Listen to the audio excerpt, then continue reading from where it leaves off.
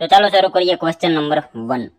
પુખ્ત વયના તંદુરસ્ત વ્યક્તિ માટે સામાન્ય રીતે રક્ત દબાણ કેટલું હોવું જોઈએ? પુખ્ત વયના જે છે તંદુરસ્ત વ્યક્તિ માટે સામાન્ય રીતે રક્તનું દબાણ જે છે બ્લડ પ્રેશર એ કેટલું હોવું જોઈએ? તો શું આવશે મિત્રો આમાં રાઈટ આન્સર 120/80 બરાબર mmHg બરાબર। ઓપ્શન એ આપણો અહીંયા રાઈટ આન્સર બની જશે। 120 થી 80 mmHg જે છે એટલું બ્લડ પ્રેશર જે છે એ હોવું જોઈએ પુખ્ત વયના તંદુરસ્ત વ્યક્તિ માટેનું બરાબર। મિત્રો લોહીનું દબાણ બરાબર, લોહીનું દબાણ માપવા માટે જે સાધન વપરાય એને શું કહેવાય? આવો પ્રશ્ન પૂછાય તો શું આવશે? સ્ફિગ્મોમેનોમીટર એને કહેવામાં આવે છે। લોહીનું દબાણ માપવા માટેનું સાધન હોય એને સ્ફિગ્મોમેનોમીટર કહેવામાં આવે છે। એ બાબત પણ આપણને સાથે સાથે જે છે એ ખ્યાલ હોવી જોઈએ બરાબર। જોઈએ ત્યારબાદનો નેક્સ્ટ ક્વેશ્ચન બીજો। હાર્ટ એટેકના સમયમાં લોહીને પાતળું કરવા માટે કઈ દવા તાત્કાલિક આપવામાં આવે છે? મિત્રો હાર્ટ એટેકના જે છે સમયમાં લોહીને પાતળું કરવા માટે જે છે એ કઈ દવા જે છે એ આપવામાં આવે? શું આવશે આમાં મિત્રો? એસ્પિરિન બરાબર। ઓપ્શન એ આપણો અહીંયા રાઈટ આન્સર બનશે। ખાસ યાદ રાખજો હાર્ટ એટેકના સમયમાં જે છે એ લોહીને પાતળું કરવા માટે કઈ તો એસ્પિરિન આ જે છે એ દવા આપવામાં આવે છે। ખાસ યાદ રાખજો એસ્પિરિન કેવી રીતે કામ કરે તો મિત્રો હાર્ટ એટેક સામાન્ય રીતે ત્યારે આવે છે જ્યારે હૃદય સુધી લોહી પહોંચાડતી ધમનીમાં જે છે લોહીનો ગઠ્ઠો જે છે એ જામી જાય છે, લોહી જાડું બની જાય છે।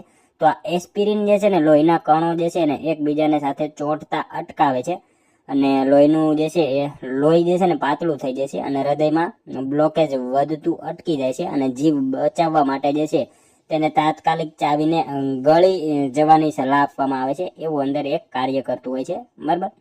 જોઈએ ત્યારબાદનો ત્રીજો ક્વેશ્ચન।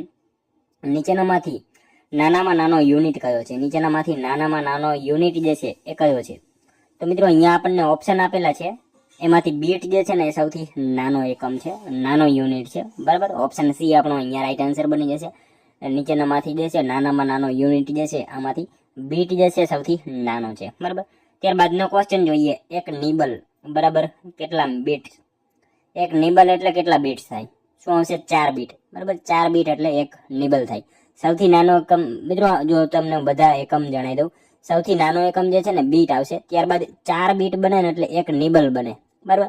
અને 8 બાઇટ બને ને એટલે 8 બીટ્સ બને ને એટલે 1 બાઇટ બને બરાબર।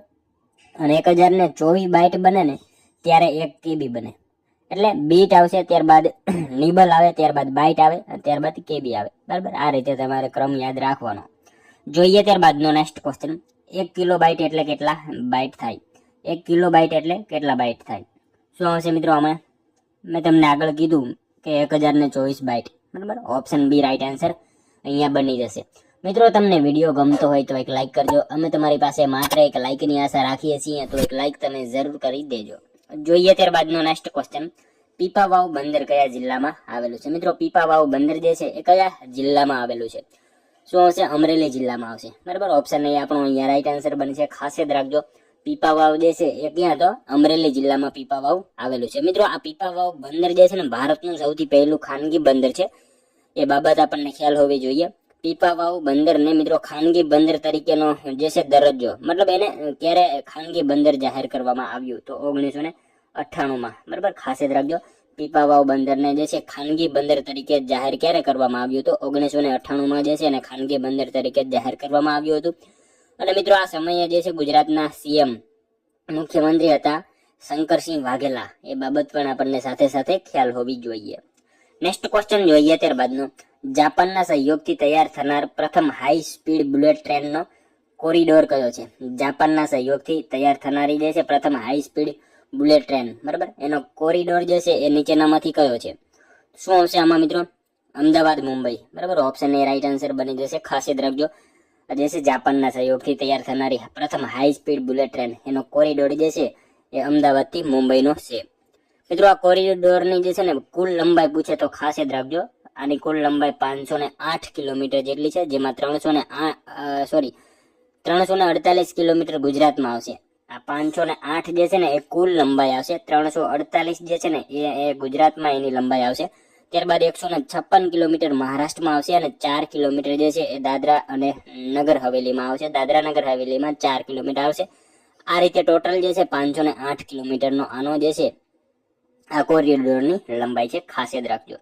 ત્યારબાદનો ક્વેશ્ચન જોઈએ, બનાસ ડેરી ક્યાં આવેલી છે? મિત્રો બનાસ ડેરી જે છે એ ક્યાં આવેલી છે?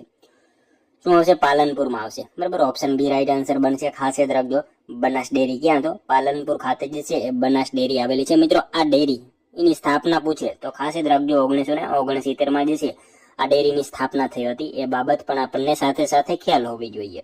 ત્યારબાદનો ક્વેશ્ચન જોઈએ, સામાન્ય રીતે નીચે પૈકી કઈ હાર્ટ એટેકની નિશાની નથી? નીચેનામાંથી જે છે એ કઈ હાર્ટ એટેકની નિશાની નથી એ આપણે જણાવવાનું છે. જોઈએ આપણે, છાતીમાં દુખાવો આ તો છે, બરાબર. ઉબકાવવા આ પણ છે.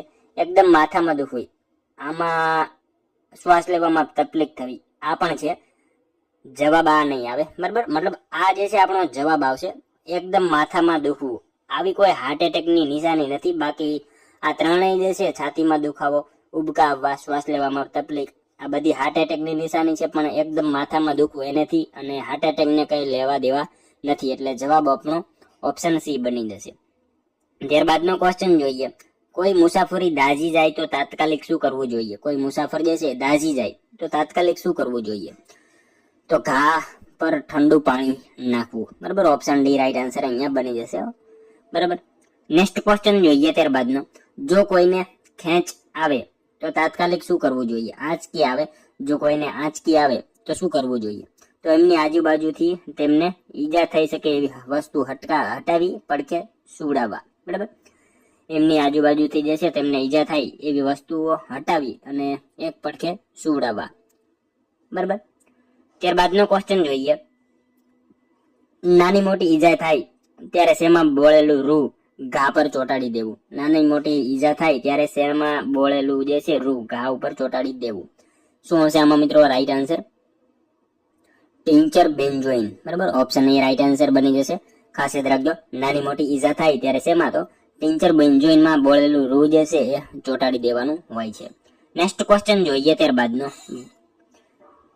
કાર્ડિયાક મસાજ કરવા છાતીના મધ્યમાં તેને લંબ દિશામાં અને 1 મિનિટમાં કેટલા કંપનના દરે કરવી? કાર્ડિયાક મસાજ જે છે એમાં છાતીના મધ્યમાં તેને લંબ દિશામાં અને 1 મિનિટમાં કેટલા કંપનના દરે કરવી? તો શું આવશે અહીંયા રાઈટ આન્સર? ઓપ્શન ડી બની જશે. ખાસ યાદ રાખજો.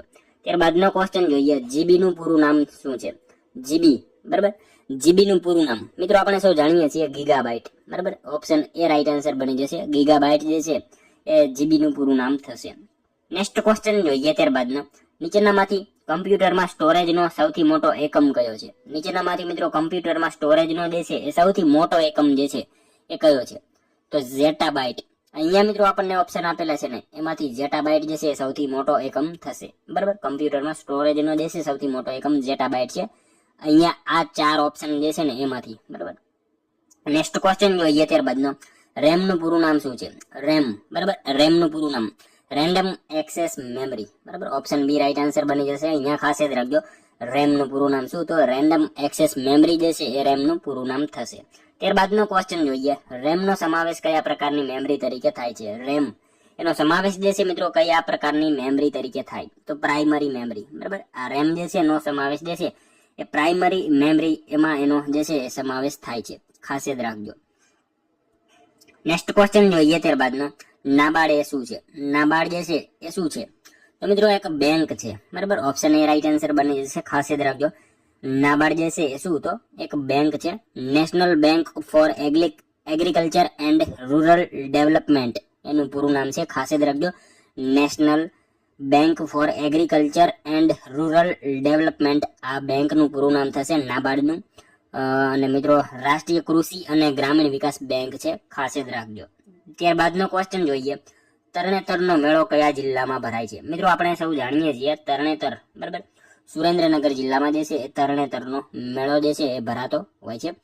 ભાદરવા સુદ ચોથ, પાંચ અને છઠ, બરાબર. ભાદરવા સુદ ચોથ, પાંચમ અને છઠના રોજ જે છે આ મેળો ભરાતો હોય છે સુરેન્દ્રનગર ખાતે. ત્યારબાદનો ક્વેશ્ચન જોઈએ, પારસીઓ સૌપ્રથમ કયા બંદરે ઉતર્યા? પારસીઓ જે છે એ સૌપ્રથમ કયા બંદરે ઉતર્યા? તો સંજાણ બંદરે જે છે પારસીઓ સૌપ્રથમ ઉતર્યા હતા. ખાસ યાદ રાખજો, ઓપ્શન એ આપણો અહીંયા રાઈટ આન્સર બની જશે.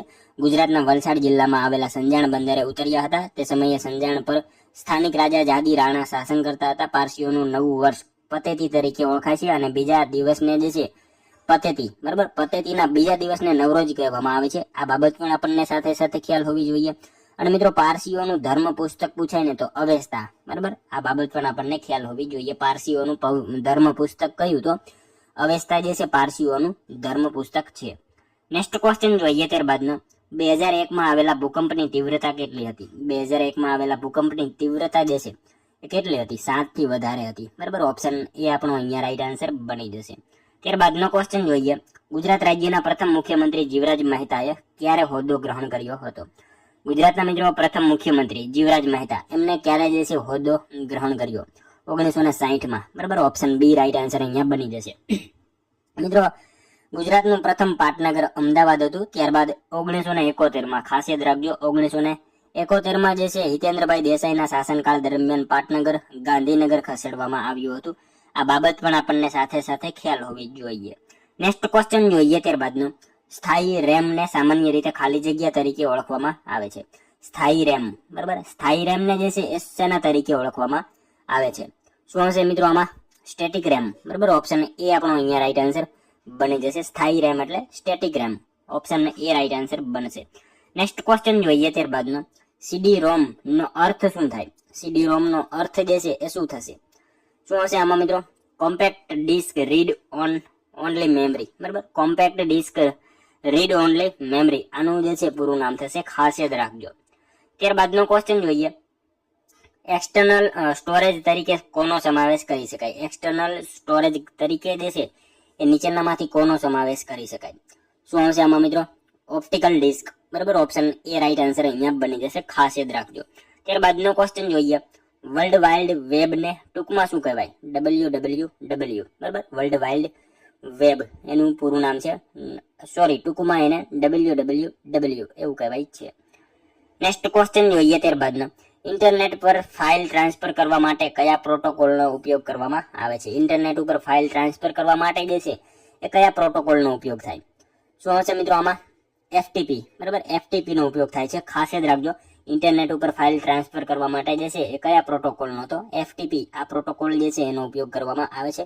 મિત્રો પ્રોટોકોલ એટલે કે નિયમોનો સમૂહ, બરાબર. એનું પૂરું નામ, આ FTP જે છે ને એનું પૂરું નામ છે ફાઇલ ટ્રાન્સફર પ્રોટોકોલ, બરાબર, ખાસ યાદ રાખજો.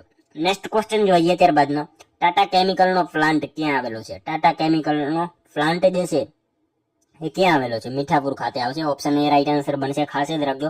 ટાટા કેમિકલનો પ્લાન્ટ જે છે એ મીઠાપુર ખાતે આવેલો છે, દ્વારકા પાસે, બરાબર. દેવભૂમિ દ્વારકા જિલ્લો, દ્વારકા પાસે મીઠાપુર ખાતે જે છે એ આવેલો છે.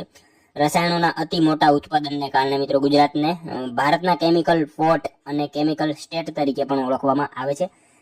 એ બાબત આપણને ખ્યાલ હોવી જોઈએ. ત્યારબાદનો ક્વેશ્ચન જોઈએ, ઉગતા સૂર્યનો દેશ કોને કહેવામાં આવે છે? મિત્રો આપણે સૌ જાણીએ છીએ જાપાન જે છે એ ઉગતા સૂર્યનો દેશ કહેવાય છે.